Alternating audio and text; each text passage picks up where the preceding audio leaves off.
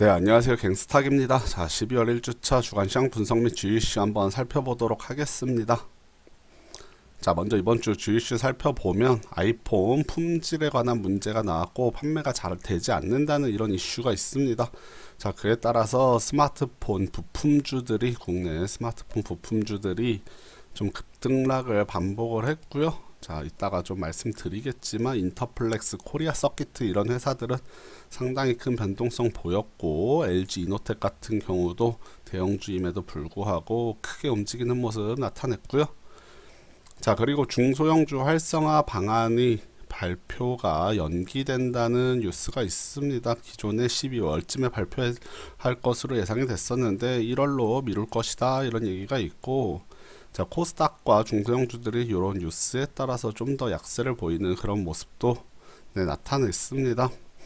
자, 그리고 국제적으로 조금 또 시끄럽습니다. 자, 미국의 트럼프 대통령이 그동안 미국에서는 중동 문제에 대해서 좀 중립적인 입장을 보여왔었는데 또 트럼프 대통령이 좀 돌발 발언이라고 해야 될까요? 좀 그런 일이 있었습니다.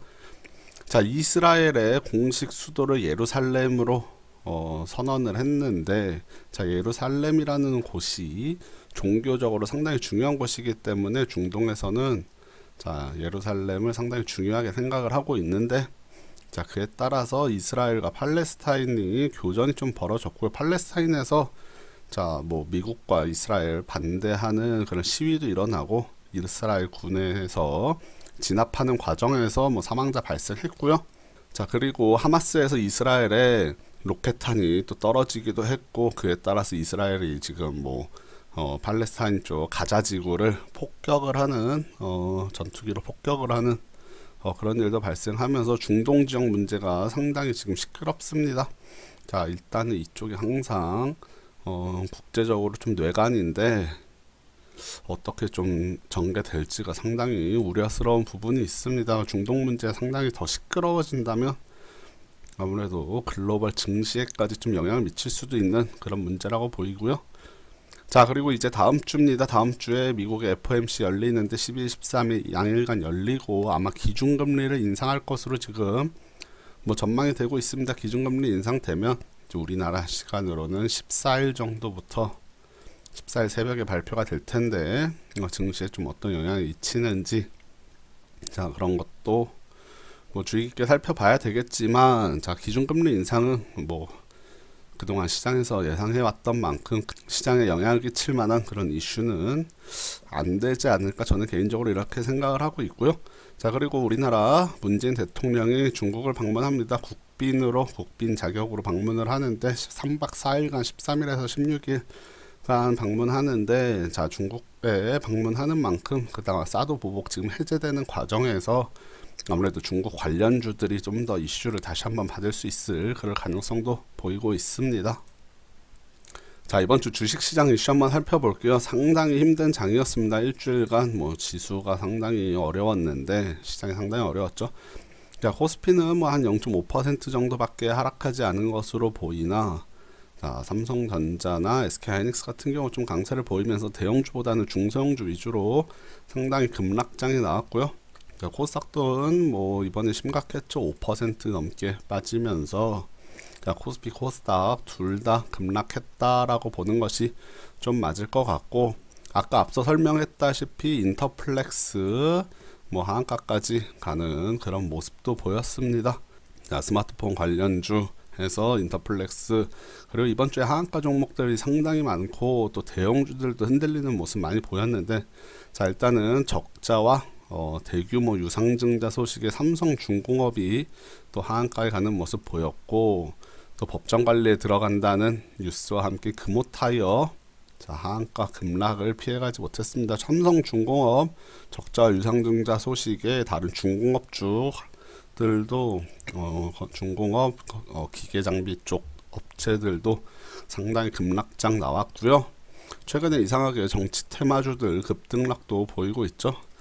자, 제 자동매매 방송 보시는 분들 알겠지만 뭐 급등락 보이면서 정치 테마주들도 많이 잡히는 그런 모습 보였고, 자, 다음 주 14일입니다. 자, 10월 14일 선물 옵션 동시 만기일이 있는데, 자, 14일이 상당히 중요한 게 FOMC 이제 금리 인상되면 그것도 반영이 될 테고, 동시 만기일도 있는데, 자, 이런 것이 시장에 상당히 큰 영향을 미칠 수 있어 보이고요. 지금 뭐 수급이 꼬이고, 자, 환율이 다시 소폭 오르는 그런 모습 보이면서 증시 상당히 어려운 모습 계속 이어지고 있는데, 동시 만기일과 FOMC를 기점으로 시장이 이제 다시 한번 반등하는 장세가 나오지 않을까, 이렇게 개인적으로는 좀 기대해 보고 있는 그런 상황입니다.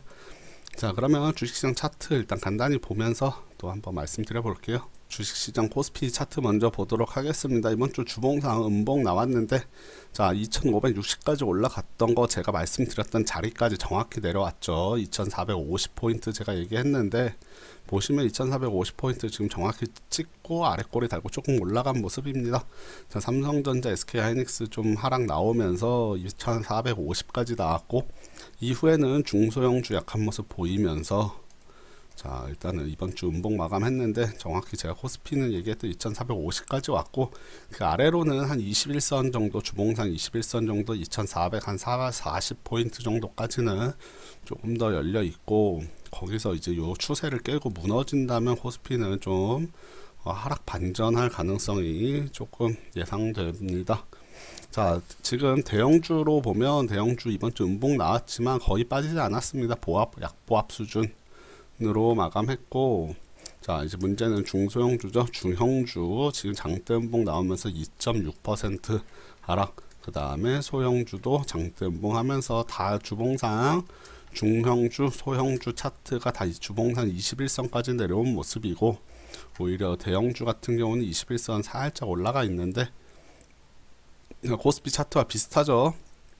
대형주 지수 기준으로 2400 정도 딱 찍고서 그 다음에 조금 올라가는, 삼성전자, SK하이닉스 강했기 때문이죠. 금요일날 강했기 때문에 조금 올라가는 모습이지만, 자, 여전히 지금 주식시장 상당히 어려운 상황이고, 코스닥 한번 보겠습니다. 자, 코스닥 이번 주 장대 음봉 나왔죠.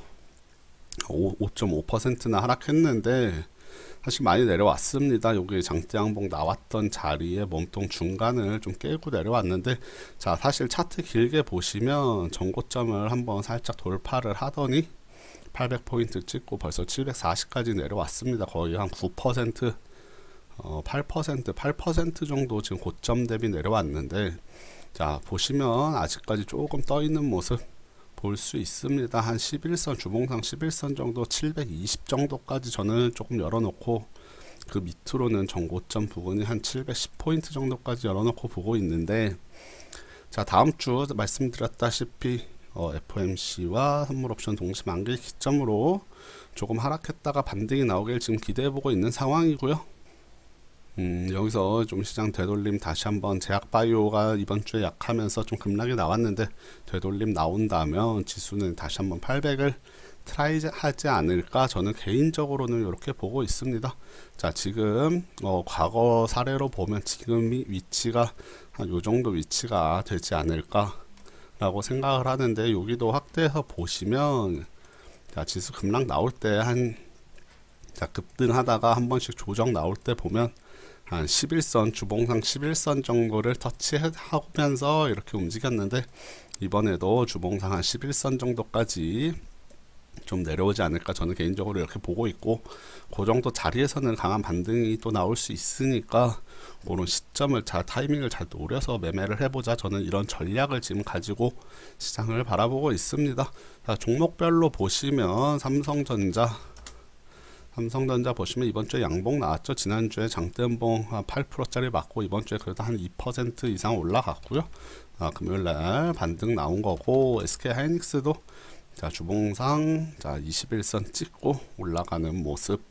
자, 이렇게 해서 저희 시총 상위 종목들 코스피, 삼성전자, SK하이닉스가 조금 시장을 받쳐줬지만 시장이 빠졌기 때문에 체감은 훨씬 안 좋았고, 이번 주에 뭐 매일 상승하는 종목보다 하락하는 종목이 많을 만큼 목요일, 금요일 상당히 힘들었습니다. 셀트리온 이번 주 좀 빠졌죠. 신라젠, 자, 코스닥을 이끌던 신라젠 같은 경우 이번 주 15% 정도 하락하는 모습 보였고, 그동안 코스닥을 이끌어가던 자, 제약바이오 대장주들이 이번 주에 좀 고전하는 모습을 보였습니다.